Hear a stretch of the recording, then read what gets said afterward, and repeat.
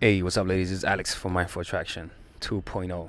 We only get subconscious around people who we believe are judging us. Now, the reason why we feel that is because we've learned to associate pain with being judged. Maybe you've been judged. Maybe you're overly critical about yourself as a result of a negative self-image. But all of those things happen to people, and it causes people to become very, very inhibited, particularly when they're interacting with people that they like. You could be cool and awesome around guys that like you, but as soon as you like the guy, you get self-conscious and scared, and you don't know what to say next, and you gotta YouTube how to talk to guys you like, and you find my channel, right? So that's an issue that happens, all right? And this is the thing, is that people believe they're confident. See, people believe they're confident because they only make sure they're in scenarios where they're comfortable. As soon as there's some uncertainty, whether or not he likes you, suddenly you'll see another side of you emerge from that would have not emerged if the situation was correct. So that's what I'm talking about, situational confidence, where your only confidence based on the situation is not really that you're really confident, but that you're making sure that the environment is correct, so that so that this thing you call confidence is there, so that you can feel confident. But in reality, that's not the truth, because as soon as you strip that away, what happens? You feel fear. You need to return to that place that made you feel good, all right? And a lot of the time, that's through validation of other people approving us. As humans, we're social creatures, and so it's a natural thing to want to be approved because it enabled us to survive. Species that that are in groups usually proliferate in the wild, but species that are more isolated, they do, but it's not as much. Anyways, losing off topic. So yeah, so that's one of the things, because you fear being judged. So fucking bees, I fucking hate them. I swear to God, I hate bees. Actually, no, I like them. We need them, or else we'll die. So the reason why people can't be themselves is because of pre-imposed barriers. Those barriers are the judgments and the standards. You see, the judgment and standards that are placed upon us by our society. And so people's personality, even though they cannot fit, but because society says fit here, they try to fucking squeeze in, right? And so even they're squeezing in, like, see, is this good? Is this good? And society says, yeah, that's good. Oh, damn, that bird is evil. He just killed a worm. Anyways, so they'll be like, oh, is that good? Yeah, that's good. And so you're there, you're like, okay, I'll stay here just for you, society, just so you can validate me. And that's what we do. We have certain sides of us that we don't embrace. We have certain things about us that we don't talk about. Okay, that's some things don't talk about.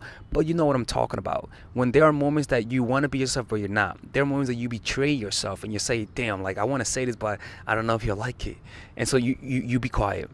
And what's really going on is not that you didn't know what to say, but rather the emotion, because that is an emotion that you feel that's making you say, don't say that. That emotion is making you say, you know what, this is not good. So if you go to the source and notice that emotion, things will happen. And things usually happen. And this is what we're going to talk about. Those moments when you are afraid of talking to a guy, right? What you have to do then is just notice yourself being afraid. Observe yourself being afraid, all right?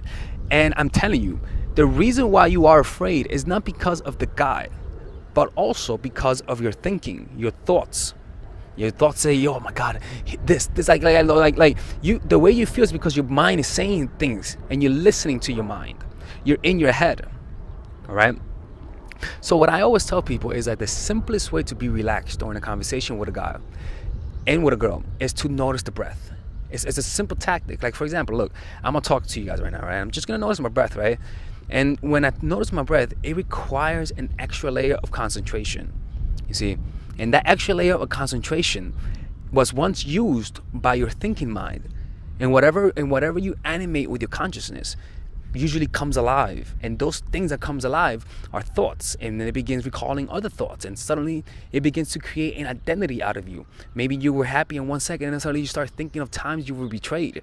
And then those thoughts become creating more thoughts about that, and then more emotions. And so it becomes linked up into one big hairball of thoughts and emotions that usually called your personality, right? And that's how, and but in reality, that's just an insubstantial phantom that's there. Mind created is a mind-made phantom that's all based on judgment, but because you just didn't want to come out of your box. So when you start doing that, you're gonna begin to first observe the fear. You see, and that's the first step, is observing the fear. And then what's gonna happen is, like, just like anything in life, you become comfortable with the fear. You see, and now suddenly the behavior that was jaded because of the fear usually starts coming out. It doesn't matter what that is. It could be a behavior, it could be a passion, it could be a desire, it could be a new hobby. It doesn't matter what that is. It could be confronting someone. But the whole point is that something's going to arise that's going to completely illuminate your character and actually improve it. Not from the sense of, your good personality, bad personality, but in terms of how liberated is it, how unhinged. You understand? So that's pretty much it. It's uninhibiting yourself. But in order for yourself to uninhibit yourself is to notice the tightness, notice the pain that usually accompanies the desire to get people's approval, the desire to not say this because they're not gonna like you, or to say that because they're gonna like you if they hear that. Like, the motivating factor of that is pretty much where the changes occur. But the problem is that we're not used to looking at that, because there's so many distractions, so many quick fixes, so many easy promises, but so little solution. You always got to keep going back, and even the solution is temporary. Even like watching my YouTube channel, it makes you feel good, right? Of course it does, right? But it's temporary. It's temporary, because at the end of the day, it's not what I say that works. It's what you do. It's what you apply for yourself. You see, I gotta stop saying you see. But yeah. Anyways, I hope you guys are understood this message. It was a little ramble, right? A little ramble, but it kind of makes sense to me, right? So what's usually going to happen is you're going to dissolve the old self, all right, and the new self is going to emerge. So knowing the source of your confidence is also a good one. So notice the parts of you that derives most confidence. Do you usually derive confidence from your looks? Do you usually derive confidence from the career you do?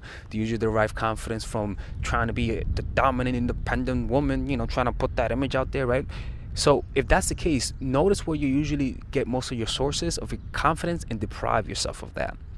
And notice what arises. Notice the pain that arises. Notice the desperation. Notice the thinking. Notice the mental imagery that you usually see that usually accompanies those emotions. Notice how that motivates you to do certain things, and how that demotivates you from doing certain things. And actually just become curious about this whole thing that goes on inside of you. View it as though you're watching a theater, and you're watching this glamorous theater that's going on inside of you. You're noticing the imagery, you're noticing the emotion, but you're back there just watching. You through the glasses, observing, just looking at the movie of your inner world. And hopefully you'll notice that it was all mind-made, all self-created. All right, ladies and gentlemen, if you guys ever want to learn how to use your feminine energy to influence people, learn how to use your masculine energy to become more assertive, and also learn how to blend both energies to improve your dating life, your spiritual life, honestly, your relationship life, your family life, your career life, this is the course for you. If I had to make a course for my nieces, I have two nieces, one is 19 and one is 15. 16. Holy shit. Oh my God, he's a bad fucking uncle. He's a bad uncle. Get him. Shut up, Melissa. You should get this course, right? And this is the course that I will make for them. So, for example, watch the curriculum, right? In the first week, we're going to be showing you how to establish a strong masculine foundation without letting it hurt your feminine energy. This masculine foundation is a source of who you are, right? It's your bodyguard. Without this, whatever feminine energy you create will be destroyed by the outside, because your masculine is your shield. So we'll talk about goal setting. We'll talk about how to develop a serious attitude. We're going to be talking about how to use more logic, how to use more goal-oriented behavior. It's more how to be a man. Now the next one is how to embrace the feminine energy, right? This one would teach you about how to minimize excessive masculine traits, developing self-awareness, healing abundant feminine energy, regulating your emotion, mastering voice qualities and facial expressions, surrendering control, and allowing pain to be felt. This is honestly, this will supercharge, like Kaioken, your masculine energy.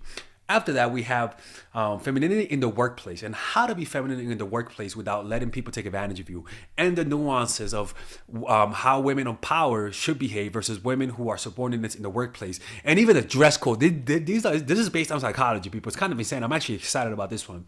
The next week, we talk about navigating the labyrinth of male and female friendship. And this, a lot of women find confusing, so we talk about that. And how to identify envious friends, how to identify the good friends, how to keep male friends, and how to keep female friends. Week 5, we talk about how to release the burden of the past and stop destroy mental projections. This is actually really powerful. And then week 6, we talk about how to increase your observational power so that you can read people better. And we have a bunch of bonuses. The course starts at $99, and you guys can pre-order the course today at $69 before it goes out. If you're watching this, most likely I'm in the meditation retreat, so most likely I will be praying for all of you guys. And just click on the description down below of the video. Right there, you'll see it, and you could pre-order that course. It's gonna be out by the end of next month or the beginning of February of March. One of the two, people, because I have a 10-day retreat to do, and I want to finish the course after the retreat, because I think the ideas are gonna be so much better. All right, man. I'll see you guys later. Pre-order, man. Oh, I'm closing the channel.